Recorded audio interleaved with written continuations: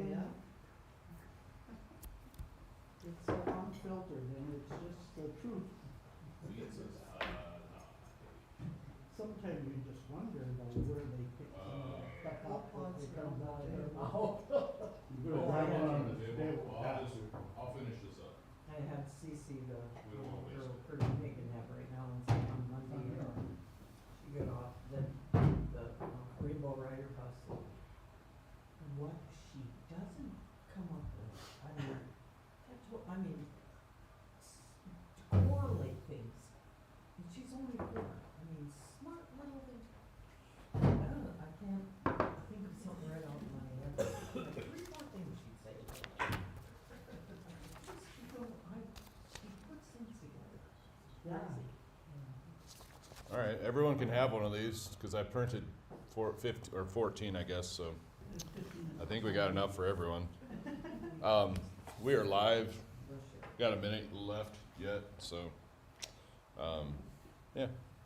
So the fun story today is last week it was cold in here. I'm like, so I went and checked the thermostat. It was like on 65. It's probably like 50 in here, and so I turned it to 70. Heard it go, you know, and so that's a good sign. Well, I came in here this morning just like 20 minutes ago, or 10 minutes ago, and it was like, it's cold in here. So I go over there, it's still on 70. It's not 70 in here. And then I remembered that years ago, for some reason, heat wouldn't come into this room, and so you kind of get tired of it as a person that's here every day in and day out. And so there's a thermostat over by the stairwell, which used to be the end of the building. I mean, you guys know this more than I do, but there's a switch there that it's just one of these, and if you can open it up, it will allow the hot water to actually, what I think happens is the only way this heats here is it's got to go from the boiler down past my office, across the stairwell, over, and then down to here. It's not like a direct shot, and so when the valve is off over here, you can have the valve on here, but it's not going to matter. So this morning, I'm like, oh, yeah, that's right. So you go finagle it, you hear it turn on, and so I can hear water moving. And if I go over here, it's still cold. So, but that's boiler hot water heat for you, and it's not like, it's just a hot water boiler, not an actual boiler going to blow up in your face, and that's a good thing for us here at the church. So hopefully by next week, this room will be warm. I have the fan on over there trying to blow cold air out of here. Butch thought maybe I was trying to blow hot air out of here, and I'm like actually trying to get, so the more hot air you have, within limits, you're welcome to share, because it is a little chilly in here. And I'm about 2 feet above you guys, so I'm a little warmer than you. Well, good morning, everyone, and if I haven't said good morning, and for our folks online, and folks who have been online, and folks that are present here, it's great to see you all. We're in chapter 10 of Genesis, and this is a map of all the kingdoms, and there's the family tree with the lines and the names. But I think this will be more beneficial for us today with the color. I like color coding and I like visual stuff. So anyway, I thought it was a good chapter to have a visual for. So we'll get to that in a little bit. Yeah. Let's see.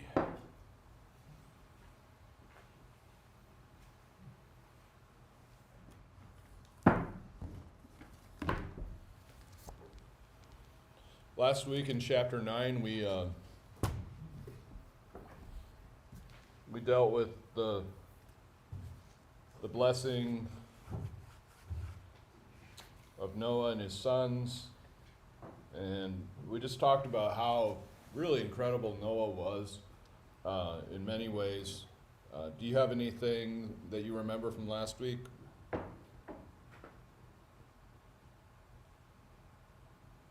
We transitioned from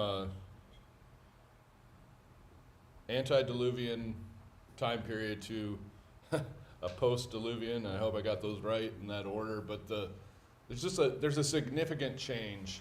I would say even in the environment during this time. If you just want to think about that much water covering the earth,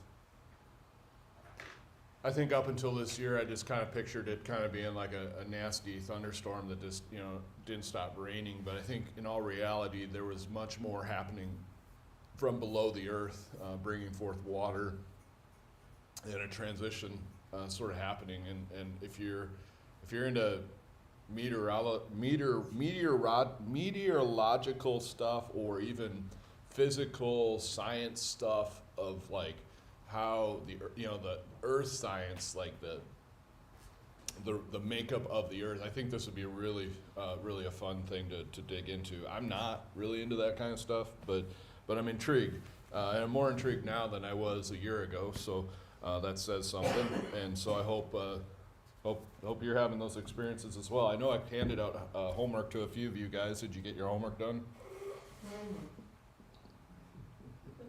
Yeah, you probably forgot. I did too, so I don't know who you were, but I know I handed it out. Jim, you probably had. I think you've been late on a lot of assignments for the last 14 years. Yeah, don't give me that. Kind of wrote it in different language. Yeah, exactly. And getting back to the flood, 1954, when I was in Korea, it rained and rained and rained. Yeah, And it come up, and we decided that night we was gonna move out the next day. yeah, But it went down. But yeah. It's a serious thing. Yeah, it is. And Jim, you might have something to share about this. And I mean, all of you might, but like, as somebody that dealt with home values and stuff like that, and being in floodplains, bought my first house here, and I think part of the experience was like, is the house in a floodplain when you have to talk to insurance or something like that, and it's like, yeah, not all the houses, like, I mean, your house is probably in the flood. We come up one house from our house. Yeah, so It rained. the 100-year stuff, like, Oh, yeah. theoretically, some of the homes that you guys are, like, Gloria's just walked by, she's probably, you guys probably pay maybe a little bit more insurance, right, for, I watched the water come down in Gloria's house, yep, and he had the basement window open, and there was flooding, and it would not go in that basement.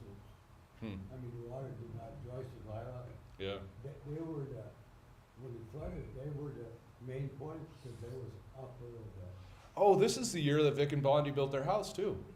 when Vic and Rodney was in South Dakota, and there. Yeah, they were gone, but their foundation was full of water, Yeah, right? when I went in their house, Yeah, we had to get a key, yeah, and I walked down, 4 steps, and then I fell down the rest because it was all flooded. I wish I could have been there watching that. Some home roofs was all flooded. What year? 72? No. Yeah, 72? 76 Oh, or seven, 75. okay. 72, you got 11 inches of rain. Yeah. 72 was, that's when it was somewhere in there. Yeah, Yeah, their house was all flooded. yeah. Yeah, I just happened to be talking about, Around the elder, around the, Arnold come and pumped out their basement, pumped it in Joyce. sure. All right, well, great, Jim, I'm glad you remembered that. Well, those are the things I remember. Yeah. Yeah, so I mean, just, we think of floods like that, but that is nothing compared to the flood we're talking about, that we finished up talking about last week. So then chapter 9 ended really weird, right? You have Noah in a tent, and you have one son and 2 sons, and kind of an honoring, a dishonoring, and then there's a curse on the one son, not on him necessarily, but on his son, I believe, and his descendants. And so what we have going on here is we're going to learn about who the descendants are, and if you've ever read this, if you've ever tried to read the Bible in a year, you get to this chapter and you're like falling asleep. It's a lot of names, and you'll have fun listening to me trying to pronounce a lot of these names when I start reading it. But I I mean, a lot of lights went off, and I hope I can, or a lot of lights went on in my head, and I hope I can reflect those lights that I had as I read through this chapter, because it, at first glance, is just a bunch of names. And so, starting with chapter 9:28, after the flood, Noah lived how long? 350 years. So he lived a long time. All the days of Noah were 950 years, and he died. Okay, so he lived 600 before the flood, 350 after the flood. I don't know if there's anything to make of that, but what we do know is that in this transitional time, it seems that people don't live as long after Noah, because I wonder environmentally if that has something to do with it. Verse 1, these are the generations of the sons of Noah. What light or bells should be going off in your head? Emphasis on generations. Should be a second generation. Not what I'm looking for, but you're right. This would be the second generation. I remember that word Toledoth.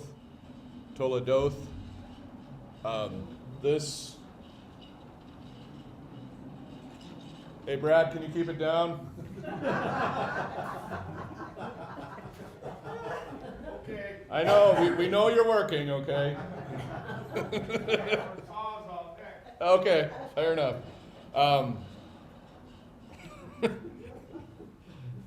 So, this is the fourth Toledoth.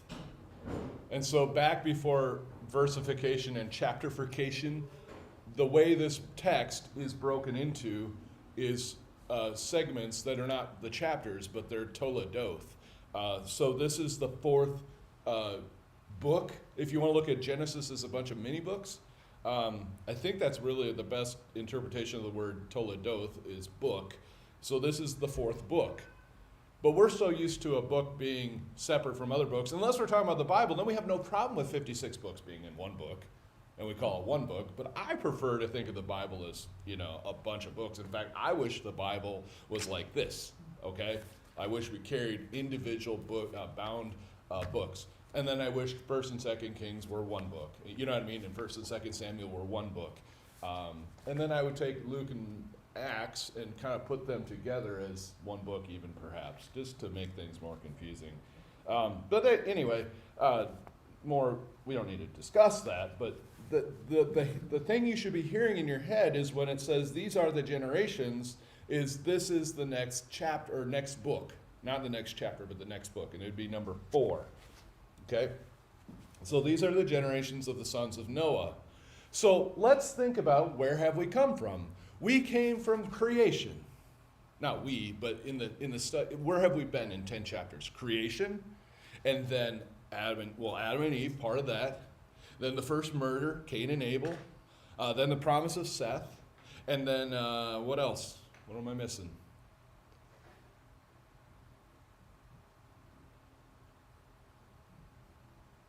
I mean, Adam and Eve was a good chunk. Chapter 2. Chapter 3 is Cain and Abel. Chapter 4, what's chapter 4? Seth. Oh, and then this was another generation one. These are all the generations this is like kind of what we're doing today. Actually, one person wrote this as a Janus. There used to be a Greek god known Janus, Janus, King Janus, and he was kind of the doorway, the king of doors, or I don't quite get it, but I was like, I don't know if I'd use that word, but the idea is that, and I think chapter 4 might be the doorway from Adam and Eve to Noah. Remember? So what happened in chapter 4 and 5 is that, chapter 4 is Cain and Abel. There we go. Chapter 4 is Cain and Abel. Then 5 is the book of the Janus book, the doorway book, or the doorway chapter. This is getting us, because we don't know, pretend you don't know this whole story. So this chapter 5 is getting us to the next pivotal story. And we're just rolling with Moses being the writer, and we haven't even met the birth of Moses yet in the text yet. So he's writing it as he's understood it, in a way that he was gifted to write, gifted in the skill of communication that not everyone had. And so we're kind of sitting back as we read this saying, oh, that's cool. Even though it may not seem cool to us, I'm trying to say this is actually a grammatical cool feature of this text, okay?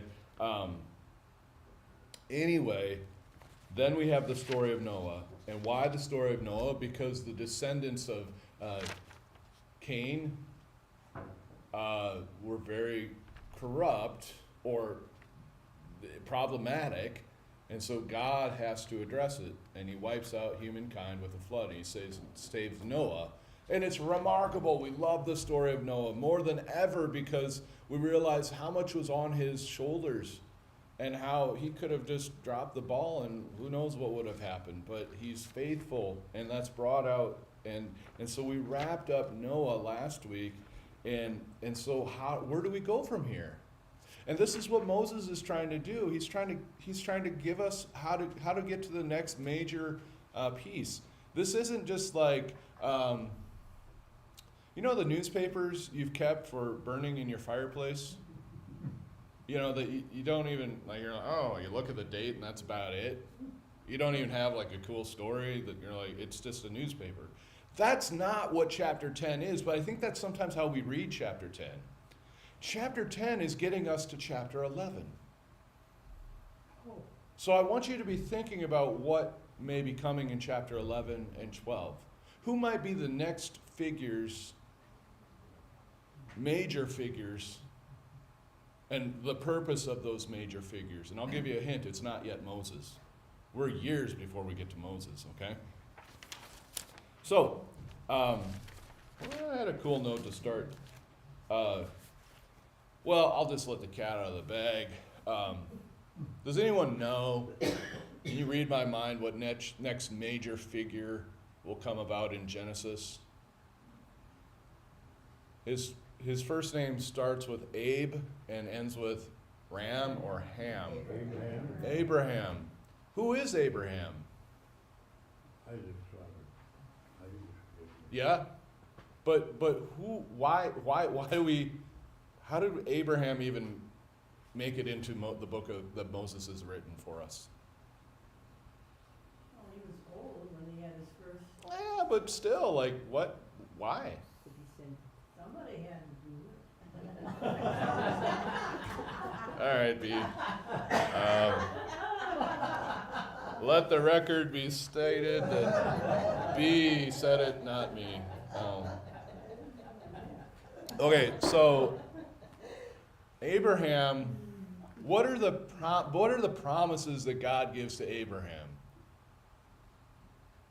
About his descendants. What about his descendants?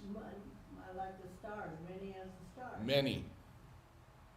So he'll be the father of many nations. Just a funny story, my brother-in-law lives over by Isle on Mille Lacs. And so every time I go by the state, the state park in Isle,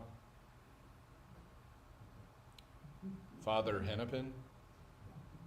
And every time I go by, it's stuck in my head. I drive by and say, Father Hennepin had many sons, because it's just Father Hennepin State Park. That's Father Abraham, many nations,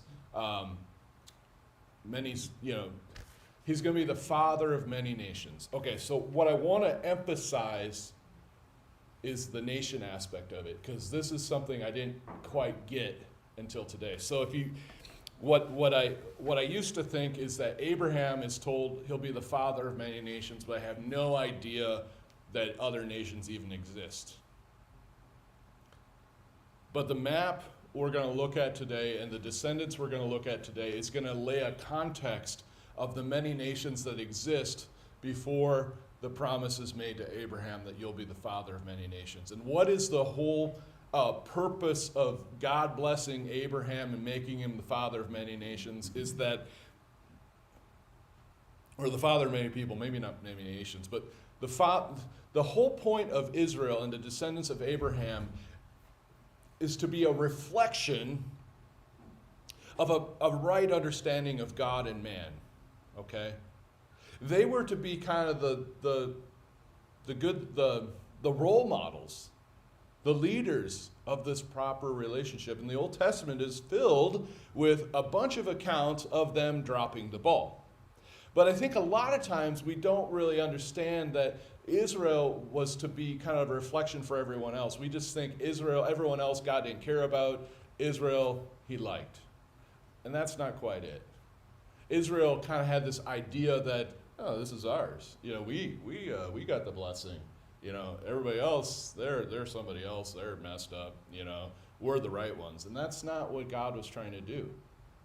God's, in a sense, trying to communicate in a very slow, generational way who he is. Think about who he is from this point, or to this point so far. He's creator, he's organized, he's full of order, he's merciful, he doesn't, turn his back. He keeps his word. Think about, he says he's not going to destroy the earth with a flood ever again. Well, I'll tell you what, in chapter 11, he's probably thinking about it. I mean, that's not fair to say of God. But what happens in chapter 11? The Tower of, yeah. It's like pre-Noah again, in my mind. And yet God's going to keep his promises. We know this, okay? Well, we don't know it yet.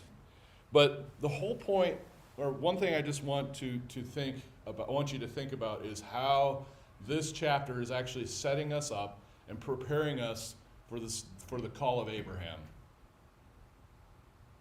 And for Abraham to be the next means by which God interacts with humanity. Okay? I'm going to pull this map up, put it right here. And those online, I'll get the map for you in a second. Maybe I'll just do that now so that if I forget, you're not disappointed. Okay, you can see me in the corner. I'm talking to the camera. So the camera's getting a view of the map now. And I'm in the corner, like the good old days. And there we go.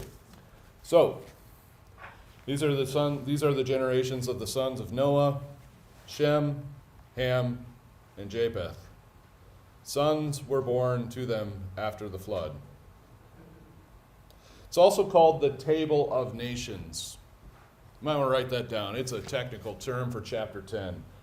Table of Nations.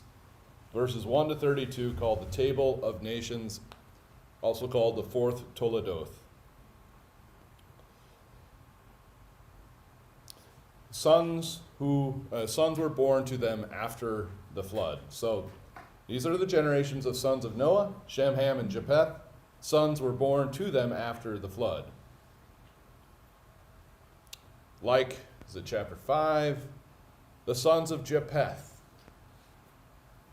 I may ask you, why are we starting with Japheth? Any ideas? Was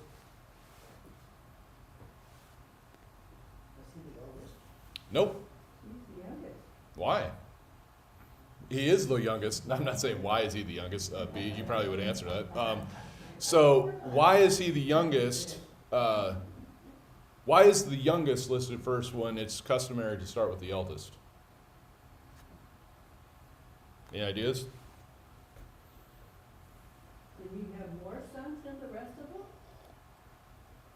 them? That's a great guess, but that's not really, I don't think we know the answer to that, to be honest. But, well, maybe we could figure that out. But that's not the answer I'm looking for. I want you to look at the map. And I don't think this is going to answer it, but I will attempt to let you know this. Do you see where the red square is, or rectangle?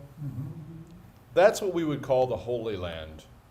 In that rectangle is Jerusalem. This is the place where Jesus, establishes ministry. This is the place where Paul, I believe up to the north, Antioch would be at the northeast corner of that little square box. And then really Paul is the only one who leaves, well, that's not quite fair, but the ministry way, way, way later than what we're talking about today only goes, that we know of, it only goes into the upper part of the just above that little rectangle, the little island there is Crete, and then it goes all the way over to where it says Tavan. I mean, this is where this little circle is really a part of that, or it is,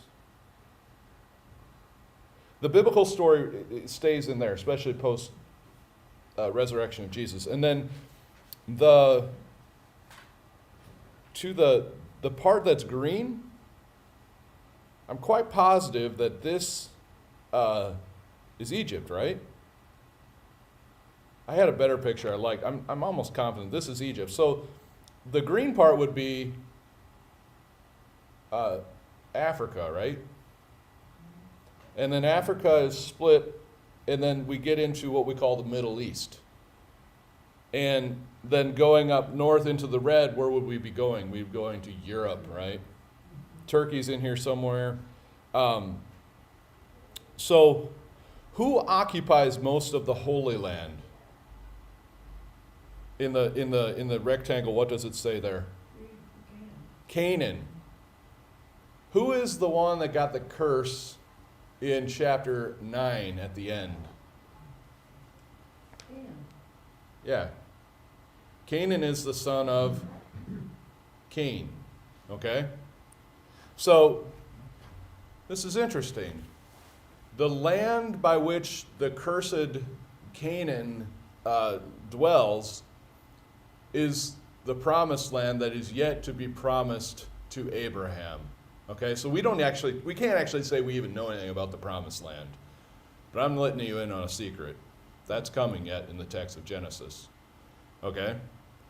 So this land, to this day, this is the whole Israel, Palestine. And it's not just the Christian religion or the Jewish religion or there's also the Islamic religion that's got some heavy feelings about Jerusalem. That's why this area is so tense. And why? I would love to have given you a map of the satellite imagery. You could do this on your Google Earth app. Go check out Canaan. Go look at it up on a map sometime. And notice how green the Holy Land is compared to the land of Shem, the yellow part. You see, where Canaan is, it's situated right there on the coast. And this is the best farmland. And this is in a sense what over certain time periods made this part very lucrative for governing bodies. Kind of like, and we haven't heard of this fella yet in pretending this, that fella named Joseph who goes to Egypt and they stockpile food when nobody else knows, and then they end up making out well because nobody else did, and then they needed to come by, and so there was some financial wisdom there, but also the ability. The story isn't about the finances. The story is about the sons of Jacob, who is a son of Isaac, who is a son of Abraham. Okay? So, the secret I just shared with you is that the man with the curse and his descendants exist and will exist in the Holy Land. Before it's called the Holy Land and before it's called the Promised Land, this is where they are. And why are we starting with Japheth? That's how I got on this tangent, is that Japheth is the most unnecessary for the story of Abraham. Because in the end, Moses does not tell us every descendant. There's descendants that are missing. Now you're like, boy, you would never know that by looking at this. But the people that have studied this far more than I have told me, and I'm telling you, that this is the reason these descendants are given, and in the order that they're giving, is a setup for what you're going to read about in chapters 11 and 12. So, to be blunt, Moses is saying, these are all the nations that exist at this time. And God is going to call Abram from the land of Uz, I believe. I'm not positive, but I'm pretty confident that you can see that just east of the Holy Land, that God's going to call Abraham, and he's going to use Abraham as his vessel of conveying who he is and his means by which he's going to bless this earth. And what does that mean? Well, in the long game, it's blessing this earth with a Savior and a Redeemer, Jesus Christ. Okay? And I think we're going to have fun if we ever get a generation text going into Christmas. You might start recognizing names a little bit better. I'm not sure about that yet, but Matthew's gospel is the one that does the genealogy of Jesus, and that genealogy kind of is this. So, yeah. So the reason in verse 2, we're 29 minutes into the day, and we're on verse 2. So the sons of Japheth. Why did we start with the youngest? It's simply because his territory is so far out of the picture of what is about to happen in the story, but they are mentioned. And I want you to read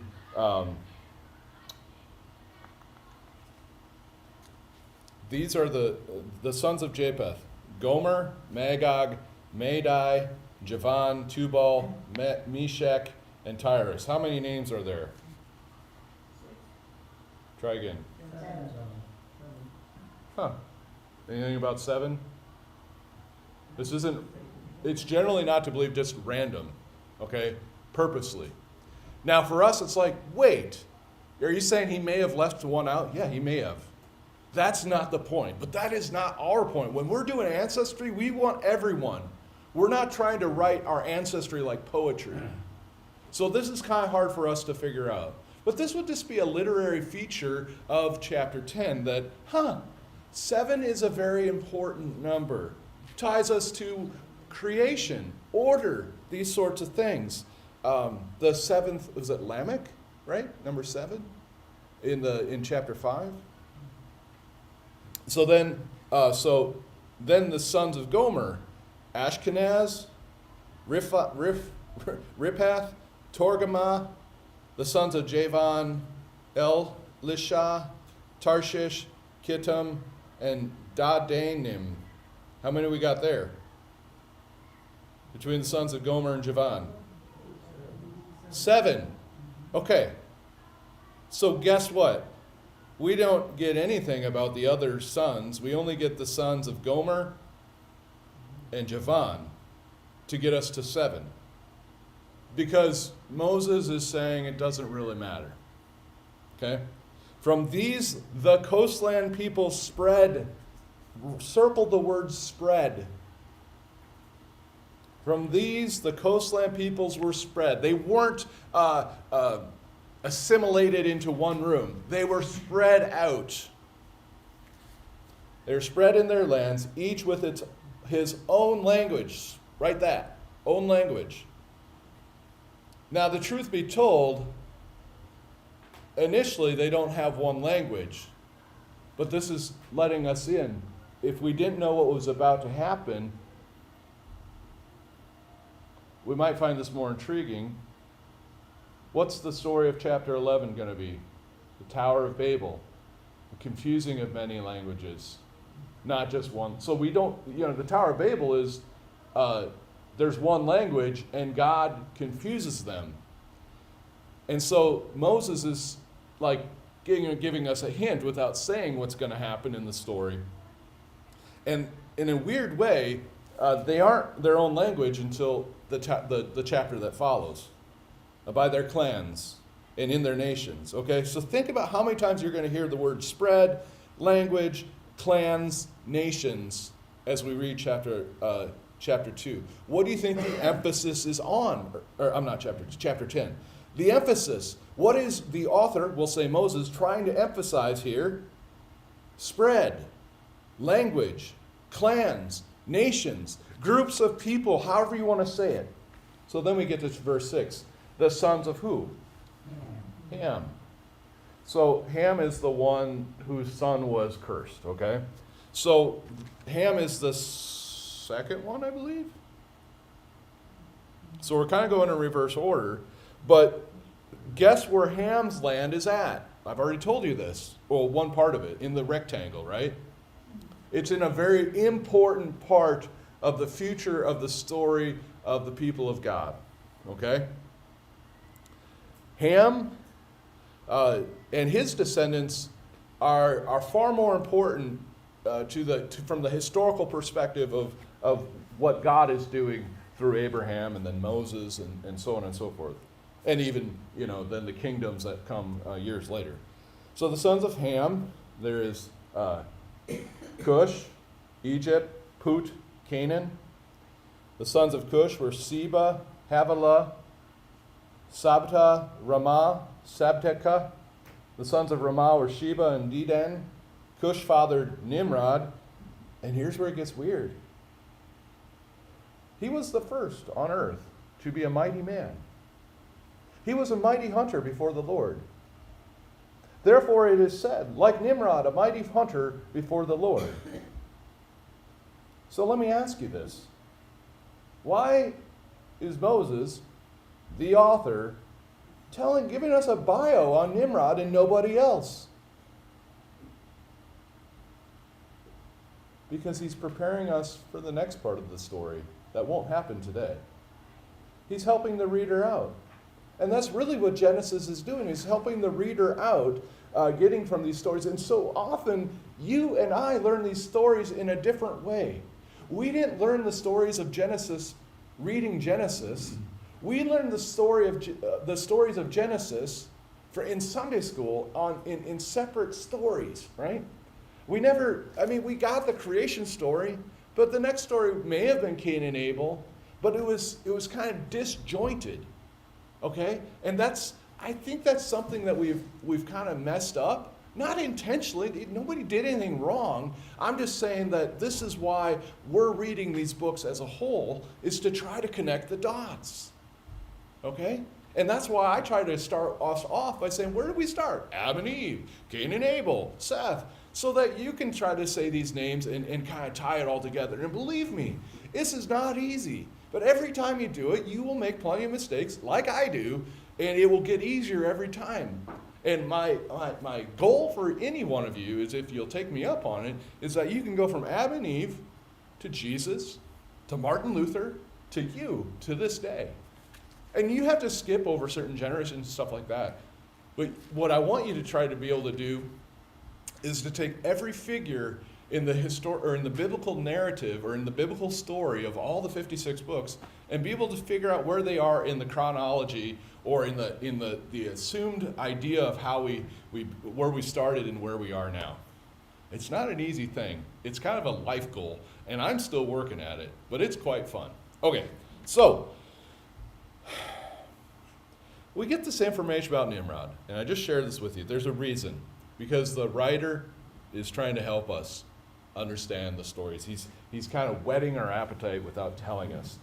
For us who read this, you probably didn't even catch on that this is biological. This is the only biological information you're going to get about a person in chapter 11. So I'm kind of like slapping you in the face saying, look, this is different, because it doesn't jump at us off the page saying, look, this is biographical. Because when we read scripture, especially stuff like this, it's just really hard to even catch that.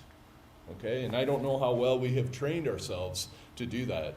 Pastors are kind of trained in that, but even pastors have to work and read through books like this to try to have the book, slap me in the face, say, look, pay attention to this. Okay? I mean very kindly, slap in the face. Don't take any offense to that. Just saying, wake up. So verse 10, the beginning of his kingdom, this is Nimrod, was, what was it? It was Babel. Are we going to learn about Babel later? We don't know this yet, but we know it. Yeah, you and I know this, but if you never have heard the rest of Genesis, you don't know this. The beginning of his kingdom was Babel, Erech, Akkad, Calneh, in the land of Shinar. Okay, these Nimrod and land of Shinar will come up in the chapter 11 narrative. From that land, here's an emphasis on land. Remember, the words that are describing land, blessings, people, nations, yada, yada. From that land, he went to Assyria and built Nineveh, Rehoboth, Calah, and Rezin between Nineveh and Calah. That is the great city. Egypt, interesting, fathered Ludim, Enamim, Lehabim, Naphtuhim, Pathrusim, Kasluhim, from whom the Philistines came, and Caphtorim. Why might Moses be telling us, like, from where the Philistines came? Or whoever maybe put a little bit of an editing edge on this text. Why might they emphasize Philistines?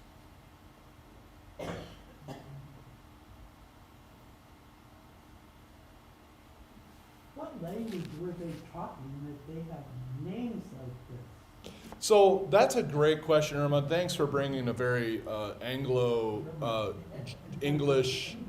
Like, we are so not used to this. Like, we just think English is just, everyone should learn English because we learned English. I mean, come on. We're the center of the universe, right? And every time we see a language that isn't ours, we're like, what's up with the language? Well, believe me, I talked to a guy from Louisiana, and he talked to me, and I was like, okay, sir, you obviously are from another part of the U.S., and me talking to you now is clarifying that I'm from a different part of the U.S., just in how we talk. These words are very weird, but you can't, when it comes to names in the Bible, when it comes to translating them, we don't get to say, well, it actually says Nineveh, let's just say Larry. And when it gets to Anamim, let's just translate that as buddy. And, you don't do that with names, and that's the hard part. We're so used to all the other words, or think of words as being communicators, that you put different communicators together and it communicates a different, it communicates a story, yada yada.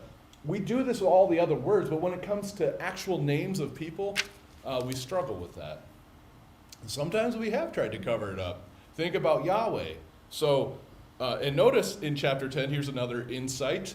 The Lord, that phrase, which actually is Yahweh, but we change that name, but we don't change anyone else's name, which is just, a funny thing to think about in light of Irma's question. But notice how many times the Lord is mentioned in chapter 10. What do you think the answer to that? Do you think it's mentioned a lot or a little? What is the writer trying to emphasize? Maybe the Lord is not much attended to, or there's not much attention given to him amongst these nations. Hence, why might there need to be a call from the Lord to a man named Abram setting this up? And why even have these names included in chapter 10? Well, here's the answer. To get us from Noah to Abraham. This is kind of like a bridge chapter. It's getting us from one group to the other group because we just generally accept it. Well, pastor said it, but let's say you don't trust what I have to say. How are you going to figure out how did we get from Noah to Abraham? That's what this is all about. It's frustrating and confusing and wild as it is. Okay, so we have 18 minutes. Canaan fathered Sidon, and Sidon not only is a name of a person, but Sidon became one of the most prominent cities in the ancient Near East in this land. And, I didn't even look to see if it's listed here. But if you look at the map that you see in front of you, folks online, you're just staring at this anyway, you'll see a lot of names that I'm mentioning, and these are where different descendants landed as they spread out, like peanut butter. So chapter 10 on a map actually shows how the world got spread out. after the flood. Canaan fathered Sidon, his firstborn, and Heth. Sometimes Heth is translated the Hittites, but it's actually, there's 3 different types of Hittites. I don't know if you need to know that, but the Jebusites, the Amorites, the Girgashites, the Hivites, the Arkites, the Sinites, the Arvadites, the Zemarites, the Hamathites. Afterwards, the clans of the Canaanites dispersed. There's that word again. It means spread out, okay? The author is telling us something in this chapter. And the territory of the Canaanites extended. There it is, going out. Extended from Sidon in the direction of Gerar as far as Gaza, and in the direction of Sodom, Gomorrah, Abna, Zeboim, as far as Lasha. Okay. Pause. Something just happened there as well. In verse 19, the author gives us the boundaries. He gives us the coordinates. He's drawing the line. Okay? The book to my left had to slap me in the face to catch that. Okay, I didn't catch that on my own, and I don't think you would have either. Because it all just sounded like blah, blah, blah, blah, blah, blah, blah. Okay? But no. Verse 19 is now drawing the line around this one particular territory. What particular territory is this? This is Canaan. Is this going to be an important part of the future? Mm-hmm. Mm-hmm. Okay, so the boundaries are laid out, and now we get to verse 20. These are the sons of Ham. By their clans, their languages, okay? Groupings, clans, their lands, their nations. To Shem also, the father of all the children of Eber, the elder brother of Japheth, that's who Shem is, children were born. The sons of Shem were Elam, Ashur, Arpachshad, Lud, and Aram. The sons of Aram were Uz, Hul, Gether, and Mash. Arpachshad fathered Shelah, and Shelah fathered Eber. To Eber were born 2 sons. The name of one was Peleg, for in his days the earth was divided. Wait a second! Why is the author telling me that? Why is he telling me that Peleg, for in his days the earth was divided? Because that's what's about to happen. In chapter 11, the clans get divided in the Tower of Babel situation. This is a really kind of confusing thing because it's assuming that the Tower of Babel is already happening, even though it hasn't. It's kind of like engulfing it in the descriptor, yet the dividing doesn't happen until the Tower of Babel. But this is how it happened quite easily. The confusing of lips causes the different languages, the different tongues to develop. And so Peleg, as a name, as a word, Peleg is a play on words. And what word do you think Peleg is a play on? The word for divided. Okay? So, you like Dr. Seuss, kind of the same thing. Dr. Seuss was nothing new, playing on a word. And that's what the author is doing here. And then the other son, Joktan, fathered Almodad, Shelef, Hazamareveth, Jerah, Herodidim, Azal, Dikla, Obal, Abimael, Sheba, Orphir, Havilah, Jobab. No, not Jobab, that'd be fun. Jobab. All these were sons of Joktan. The territory in which they lived extended from Mesha in the direction of Sephir to the hill country to the east. These are the sons of Shem, and by their clans, their languages, their lands, and their nations. And then the last verse is a lot like the first verse, except it adds a little bit more. So chapter 10, verse 32 sounds a lot like chapter 10, verse 1. These are the clans of the sons of Noah. according to their genealogies in their nations, and from these nations, what used word? Spread abroad on the earth after the flood. After the flood. I'm going to just read my notes quick.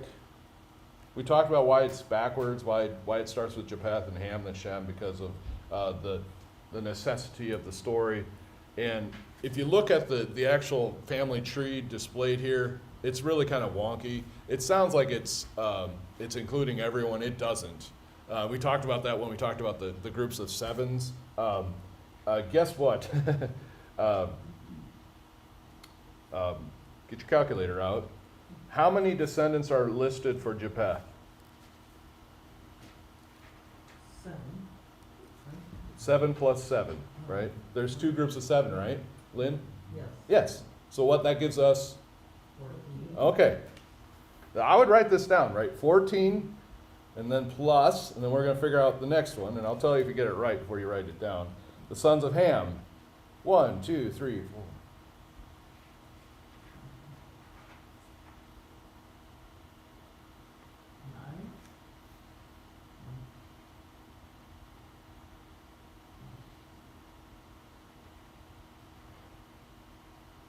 Okay, well, this is going to get confusing. I can tell you the answer is 30. Okay. The problem is sometimes they get doubled up or they get mentioned again. It's like the sons of so-and-so that's already been mentioned. So we get 14 plus 30. Any predictions what the next one's going to be? We can maybe do this one. Sons of Shem, 1. Elam, Ashur, Arpachshad, Lud, and Aram. That's 5. Sons of Aram are Uz, Hul, Gether, and Mash. That's 9 total, right? Arpachshad fathered Shelah. That's 10. Shelah followed Eber. That's 11. Eber were born 2 sons. His names were Peleg and Jachin. That gets us to 13, correct? Jachin fathered Almadad, 14. Sheleph, 15. Hazamarath, 17. Do the math for me, or just say the number for me. Jerah, Hadaram, Uzal, Dilka, Obal, Abimael, Sheba, Orphir, Havilah, and Joab. How many do we get? 6. Yes! Now add those 3 together.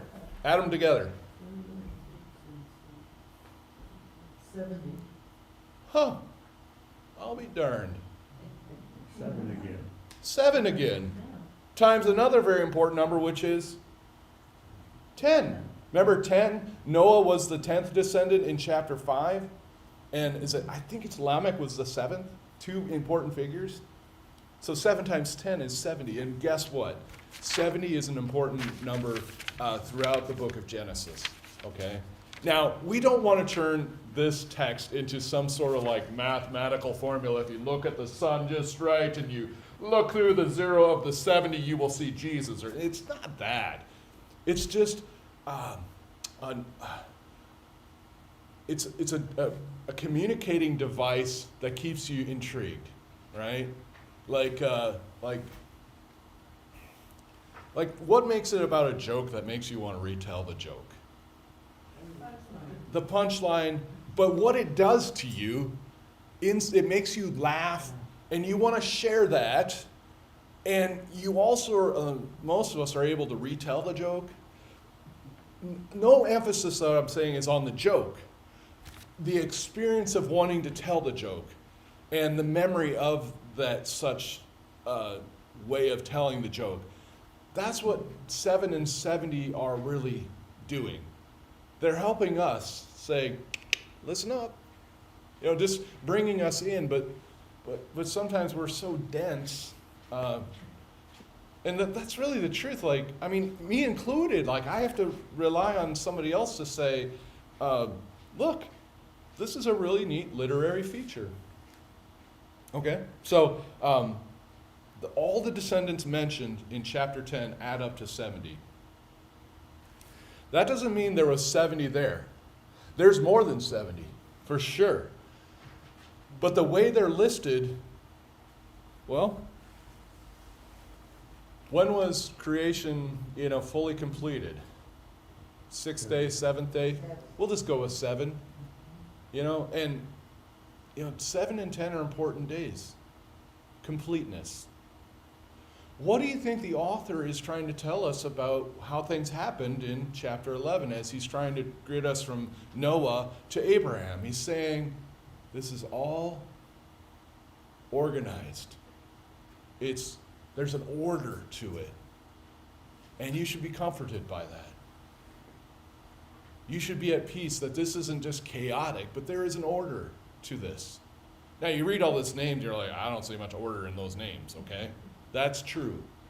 But if you kind of sense that the author's trying to say, this is how the story plays out, and this is just a literary way of connecting the dots, then it's like, oh, that's okay.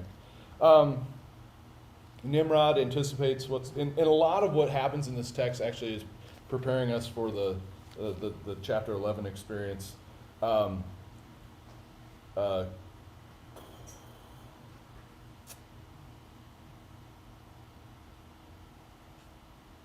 it makes more sense than when I read it. Yeah, I read that thing. yeah. Moses writes something about, I don't know where this comes up, but basically it's a play on words. Confused lips leads to different tongues. So the technical terms in the Hebrew are lips and tongue. What I can tell you about the alphabet, whether it's the Phoenician alphabet that I believe we've learned, or the Greek alphabet, or the Hebrew alphabet, is that the letters, this is me dorking out, there's different letter categories. Now, if I can, there's dental letters. What would be a dental letter in our alphabet? What do you think dental letter has to do with? What does a dentist have to do with? Teeth. So the saying of the audible of the letter has to do with the teeth. So what letter is hard to say when you have your dentures out? T. That is a dental letter, okay?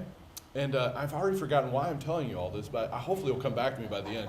There's labial, and labial is your lips. What would be letters that are in this category? 11. Huh? 11. That's vowel-ish. Let's not go there. Try again. A letter of the alphabet. They're right there up on the wall. How about that? So can I say without my lips? Ah. Can I say the next letter without my lips? B. That is a labial letter. Yeah. What about s or k? K? That is, get this, it's coming back to me. I can't believe I'm remembering this. What is the k sound? Well, yeah, you don't know this. It's a guttural sound. You have to, when you say k, you're actually using this part of your body. You gotta pull your stomach in. Yeah. Okay. Yeah, you don't even realize you're doing this. Like, you just thought all these vowels were like the same thing. You just made a different sound, but actually they require you to have teeth, lips, and a gut. So duh. There might be a fourth one. I'm not sure. Duh. I don't think that's dental. It might be guttural. Would be what? The sound. It's labial. You have to use your lips, I think, to say g. That's guttural, of course. Gut starts with g. H might be. Okay, so the bottom line is, why am I even telling you this? I did have a point.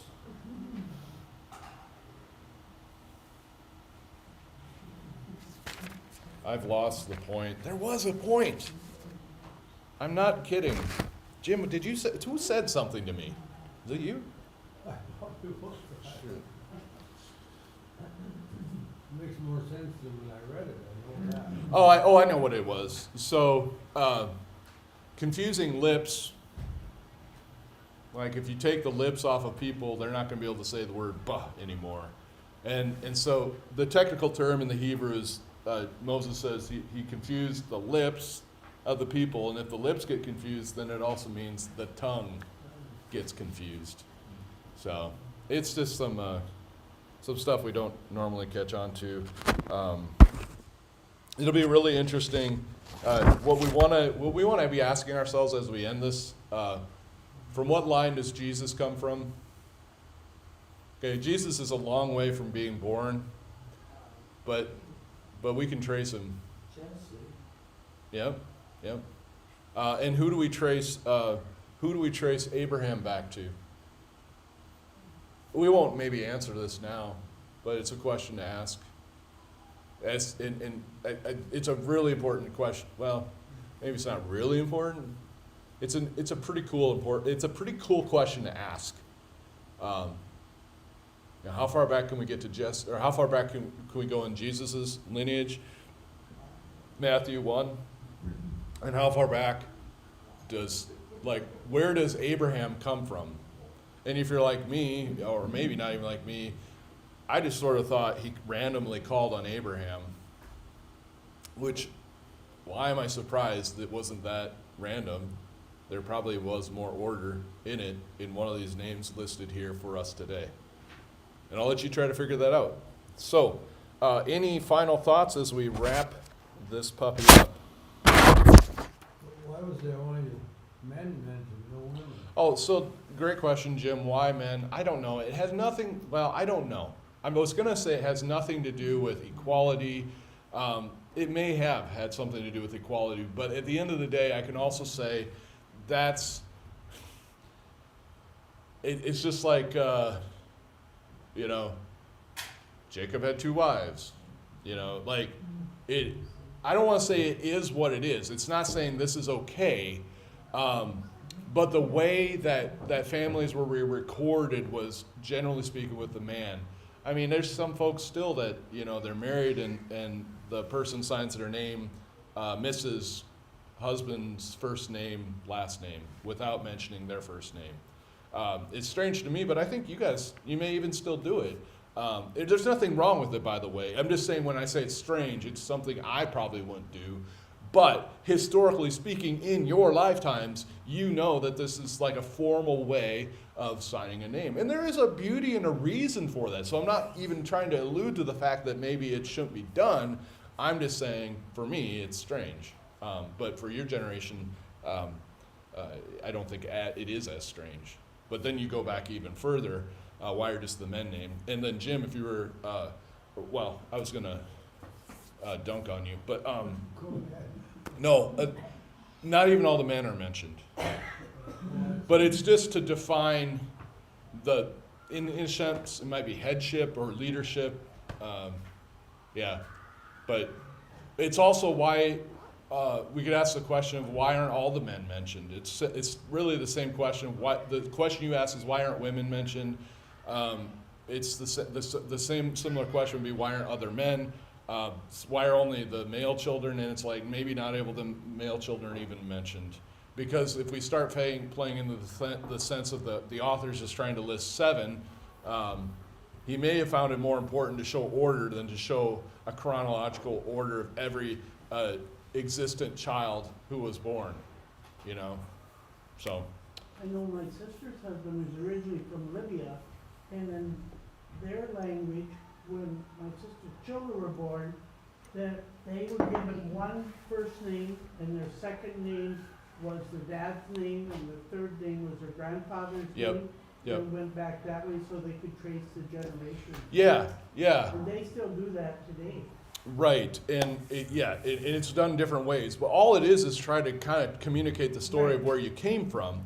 And so I think a lot of times I know some of you used to run dairy farm and do maybe some genetics, or maybe you've had a pet and you've done the genetics. We want every detail when it comes to genetics, and when it comes to ancestry and learning where we came from, we want everyone there. But that's not really the point of chapter 11. I mean, that's part of it to say these are some of the people involved in the story.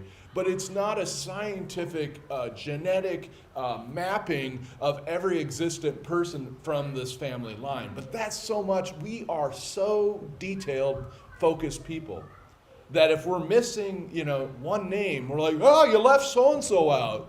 You moron, like, you can't, they're going to have hurt feelings now. And it's like, a couple different reasons to go with that. But the bottom line is, what is chapter 11 or what is chapter 10 trying to do? It's trying to tell us a story. That's what Genesis is doing. It's telling us the story, not a bunch of little stories. It's telling us the story of God and man. And his, it's helping us go from the beginning to 2022. They didn't have room in the white paper for all of. Well, yeah, that too. I mean, it's hard enough to read these That's names. the size of the Bible that they mentioned. True. Yeah, true. Yep. Yeah, and so if it was like documentation of if it was a census, if the whole point of the Bible is to be a census, it'd be a pretty big book. Yeah. But that's not the point. So, good question. Anybody else? All right. Let's close with prayer. Father in heaven, we thank you for bringing us together at this time on this day, thinking about a day and a time many, many years and moons ago. We ask that through my words and the words shared here and the questions that we may continue to just enjoy what we are learning and find peace and comfort in your order and maybe not get every question answered, but marvel and be drawn to just see this text like a beautiful sunset. Lord, we thank you for communicating through figures that we speak of in the book of Genesis. And then also the leaders that we are in our places as husbands and wives and friends and pastor and fellow brothers and sisters in Christ. Lord, help us continue to learn and tell this story. These things we pray in Jesus' name. Amen. Happy Thanksgiving, everyone. Yeah, you do. Thanks. I didn't see